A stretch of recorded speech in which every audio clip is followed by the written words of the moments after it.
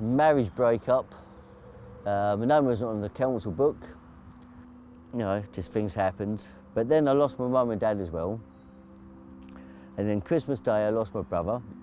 And I lost everything. I lost my job, lost everything. And it was really a heartbreaker. It still is. It is a heartbreaker. It really is. No, I don't really know what to say on it. I still dream at night that I'm back in a house with my children and sitting down to a family dinner. And that's the truth. It's such the truth. And I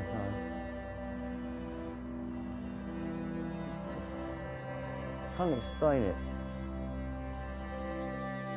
The first night out here underneath this willow tree was actually a test. The test of my nerves, it really was. I didn't have a sleeping bag then, didn't even have the clothes, I just had a jacket. That's all I had.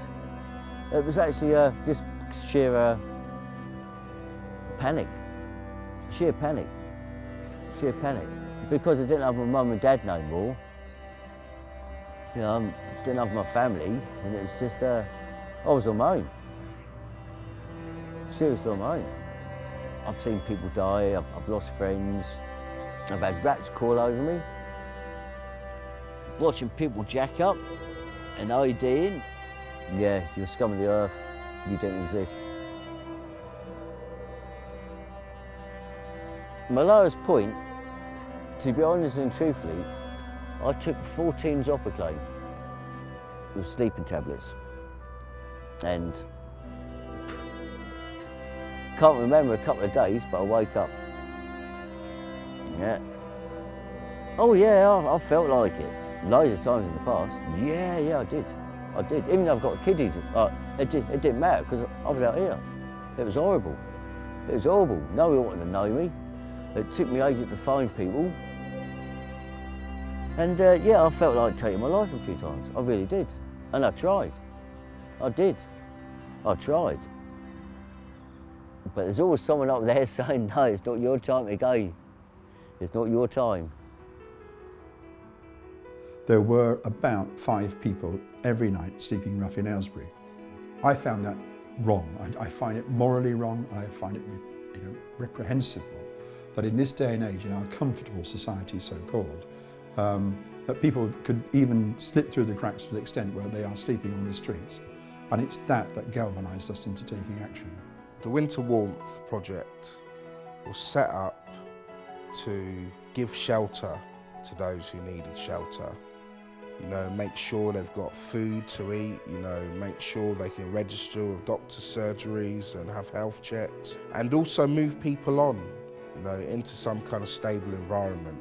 It was about giving people an opportunity to know that we care as a community, you know, and that we don't want them to be living in those conditions.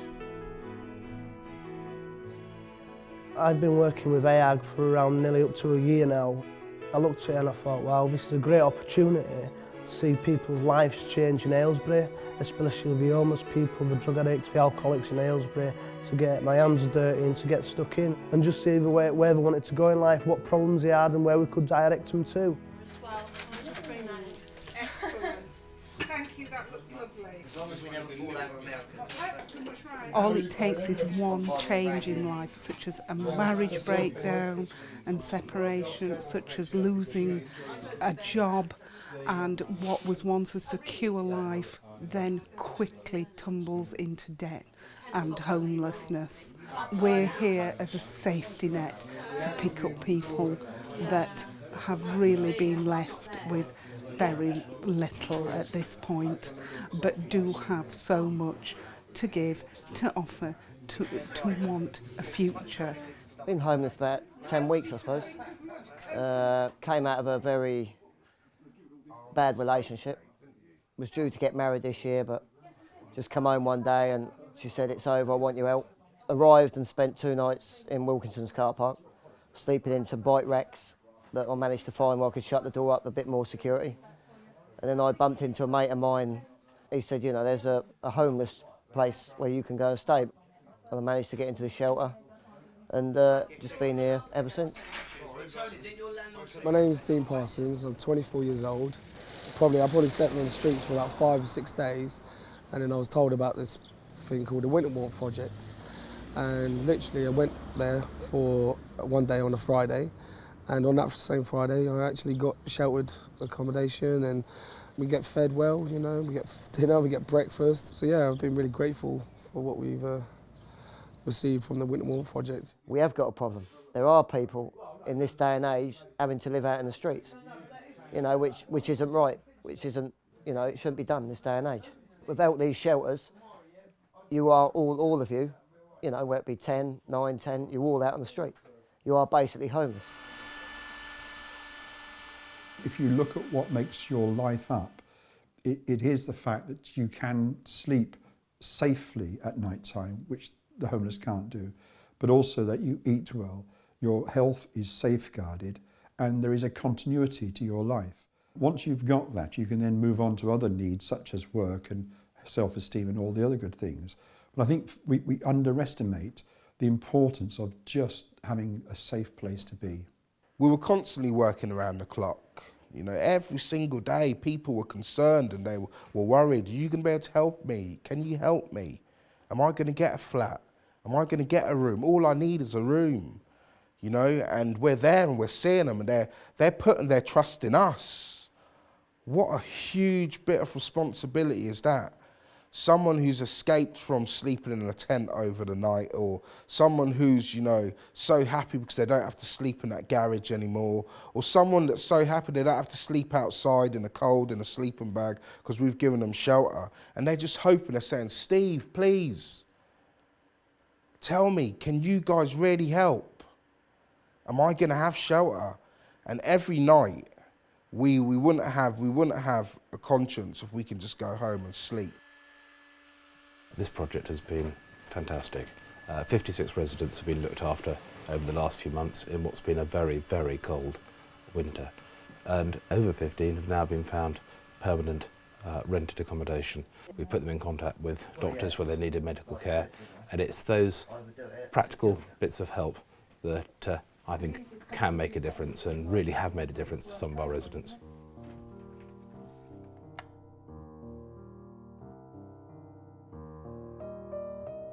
I was on the streets for 9 months, and all of a sudden the winter warmth come along, and you got help, you got food, you got shelter, and if it wasn't for that time, I wouldn't be here now. I definitely would not be here. And it's thank you very much to the winter warmth, because now I'm going back to my place. I love sitting under this tree for a little while, but I'm going back to my place, and I'll pick my kiddies up tomorrow and take my son to school and have my daughter, and I'm going home. I've got a home to go to now. Everything was voluntary, so the actual clients themselves, they had to respond to any inputs that we would give them. So Angus, he responded to the caseworker. So the caseworker was able to meet him up with an agency who was then able to house him. And he just says, he's a different person, and he's seeing life differently. And I quote him quite often, because the other thing he turned around and says, at last I got somewhere I can call home. You're just treated like royalty. The volunteers and everyone just can't do enough for you. And, you know, from arriving here, right literally under the ground, you know, and then even just finding the shelter was unbelievable. The lift, just that gives you. And now to find out that I've got a 1-bedroom flat in 2 weeks' time, you know, it just puts you on cloud 9. It's made me think more positive. It's made me look at life in a completely different way. I'm more happy, I'm more healthy, I've got a roof over my head, I'm finally housed. I don't know, it's changed my life. Even the volunteers, you know, they're really caring, they give their own food and everything, and they just care so much for our well-being. And I found that it's changed a lot of people's attitudes, you know. I've looked at it now as a family, you know, because it's how it's run and how we get on with each other. It's like a family unit. You know, it's just superb. We've met many guys along this journey. We've met guys who had alcohol issues, who's been living on the streets for 5 and 6 years. And we sat down with them for 3 months, then all of a sudden we found them somewhere to live, and that's the best thing what you could ever wish for, just going into a project like this, serving these guys, watching them over weeks, changing from depression to happiness and to be joyful, that these guys' lives have been transformed. Let's continuously care for others. Let's continuously be grateful for what we have, who we have around us. Let's not feel down when we don't have no heating in the house because we've got a house. Let's not feel down when we can only eat bangers and mash, because bangers and mash is so much greater than that person out on the street who doesn't have anything. Let's just, be grateful. When we realise that we're so fortunate, much more fortunate than others, let's start to do something in our community. Find the charity that you can serve and do something great for. Let's try and give something back to our community. Let's not make the winter warmth be the first and the last.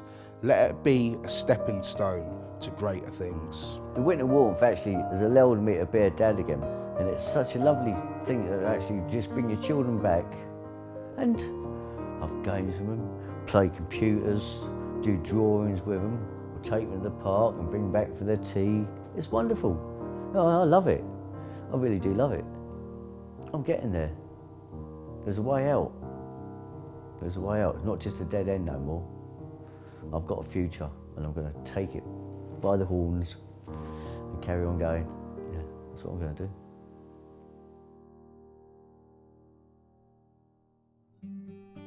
What's happened within AHAG itself, the charity has expanded, and we've seen the need to actually increase our membership. So we're asking people to become members of AHAG, and you can do that by contacting the hub in Holy Trinity Church in Walton Hall, where we meet up Mondays, Wednesdays and Fridays.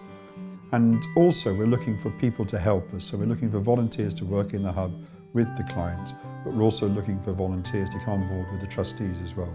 Because as we're expanding our services, we've got greater needs for both administrative and for trustees and things like that. So if this really touches your heart, then please contact us, because we'd love to get in contact with you. Thank you.